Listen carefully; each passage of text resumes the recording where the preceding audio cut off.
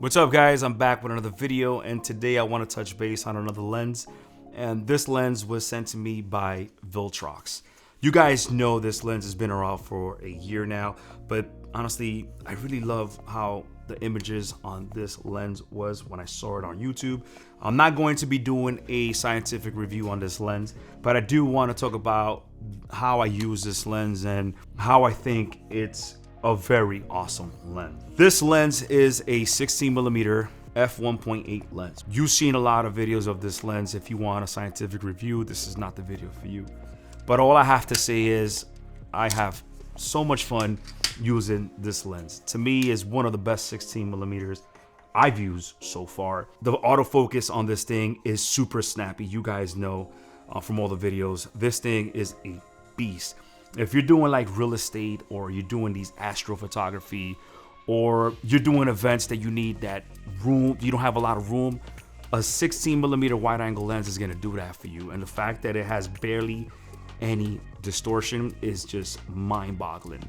I love the fact that they kept this lens with so much features. I mean, they packed this lens with so much features, like the built-in screen to let you know the distance on what you're filming. Also, if you look to the side, you have an A/B function button, which is super cool. You got function 1 and function 2. So if you want to rack like focus, program F1 to your A point and your F2 to your B point, you can do that with this lens and act like a manual lens. This is so awesome, like if you're pulling focus. So right now, this lens has a aperture wheel on the back, just like the G Master would. And this lens goes from 1.8 to f22. I like to use it on a gimbal, and so far so good. I haven't had any issues. The autofocus on this thing is just blazing fast. Pictures is super awesome. As you can see, these photos are awesome. It was a basic, city footage, but it's nothing too crazy, but it just gives you an idea more or less how this lens would perform if you're doing, landscape, or you're doing structural buildings, photography, street photography. I think this lens is super cool. And hey, if you're into vlogging, I think 16mm on a full frame lens will give you that clearance. So this is another value that this lens have.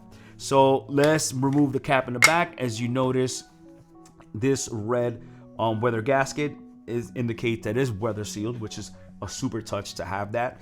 If you look in the back also, you have a USB-C port, and that is to update your firmware. So, which I highly recommend it when you buy this lens. Make sure you're up to date with the firmware upgrade, because at the end of the day, you want the most optimal performance of this lens. So another thing I want to point out is that it has a way to click it and declick your aperture blades, which is pretty cool. I like that. And another I want to touch base, this thing has 9 aperture blades, which is insane for a wide angle lens. This lens is very cool to use. This is a fun lens to use. A lot of people don't like to use wide angle lenses because you're committed just to wide shots, but you can get very, very creative with these type of shots. A lot of cinematographers prefer to actually shoot almost everything in wide angle lenses. But hey, you are the camera operator. You have the freedom and ability to actually do whatever is it that you want. Another thing I want to touch base is on the focus wheel on the front. It is very smooth. I love that it's like silky butter, and it's just awesome. But I just been using this at autofocus. Since it's autofocus and it's, having a Sony camera, it's just so spoiled with autofocus that you forget about pulling focus. And for what I needed and for what I'm using it, this lens actually outperforms a lot of lenses that I've used in the past that are wide angle. So the filter size on this lens is 77, which is your typical. A lot of these lenses have 67, 77, and 82, and I'm happy that they actually went with a 77. So another thing I want to point out is that the fact that it's a 1.8 aperture, which is very good at low light. That is a plus. A lot of most of these wide angle lenses that are out there at 1.8 cost $300 more than this, and then the fact that this lens has that for $549, I think is a great bargain. So I want to talk about the focusing distance on this is 0.27. I'm reading it right now, which is almost a foot, which is super insane. You can get very close to your subject. At 16mm, it gives you that nice, crazy looking effect, which I really love. And yeah, now let's talk about pros and cons, because at the end of the day, nothing is perfect.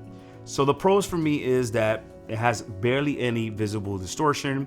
It's lightweight. It has a nice build quality to it. It is weather sealed. It has a close focusing distance of 0.9, which is almost a foot, which is amazing. You have these function buttons over here to the side. You have your auto and manual focus switch, and you can declick and click the aperture. And I think those are the pros for me. Now let's talk about the cons. So the cons for this on me is that the screen. I don't know why the screen is this bulky, sticking out. They should have did it smooth with the lens.